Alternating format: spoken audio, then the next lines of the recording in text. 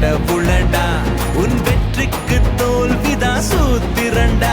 நீ தெளிவாக இன்னைக்கு வேலை செஞ்சா வரும்